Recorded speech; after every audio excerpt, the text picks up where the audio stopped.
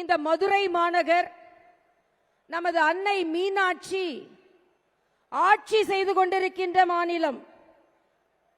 நமது பாரதிய ஜனதா கட்சியை சார்ந்த தேசிய ஜனநாயக கூட்டணி 2026 ஆட்சியை அமைப்பதற்கு அருள் புரிவதற்காக இந்த மதுரை நமக்கு ஒரு மிகப்பெரிய அருளை தந்திருக்கிறது.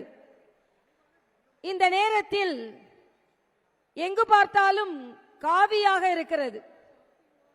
என்னை பொறுத்தமட்டில் மரியாதைக்குரிய அமித்ஷா அவர்கள் தமிழகத்திற்கு 2வது முறை இன்று நமது கூட்டணியை அமைந்த பின்பு வந்திருக்கிறார்கள்.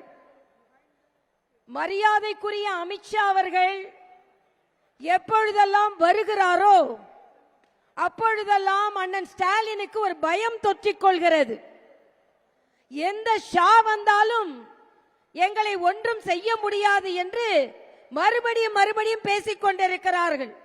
நான் ஒன்றை சொல்கிறேன், இதே திராவிட முன்னேற்ற கழக அரசு கே ஷாவால் தான் கலைக்கப்பட்டது என்பதை நாம் எல்லாம் ஒன்றாக புரிந்து கொள்ள வேண்டும்.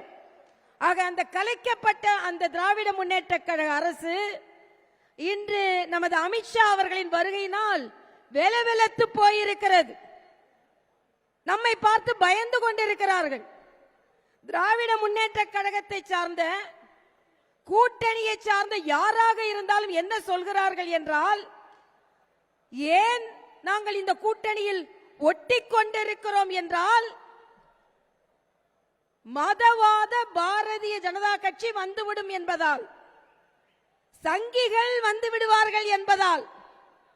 நீங்கள் எத்தனை முறை சொன்னாலும் இந்த மதுரை சங்கம் வளர்த்த தமிழ், சங்க தமிழ் வளர்த்த மதுரை இது, தமிழ் சங்கம் இருந்த மதுரை இது. ஆக இந்த மதுரையில் சங்கம் தமிழ் சங்கிகள் என்று எங்களை அழைத்தால் நாங்கள் அதை பற்றி கவலைப்பட போறதில்லை என்று சொல்கிறேன். ஏனென்றால் சங்கிகள் என்றால் ஊழல்வாதிகள் என்று சொல்வதை விட, குற்றவாளிகள் என்று சொல்வதை விட, சங்கிகள் என்பது மேன்மையான வார்த்தை தான். அதனால் பெருமையாக சொல்கிறோம். இதே மதுரையில் 22ஆம் தேதி மிகப்பெரிய முருகன் மாநாடு நடக்கிறது. அது தமிழகத்தில் மிகப்பெரிய மாற்றத்தை ஏற்படுத்தும் சங்கிகள் தான்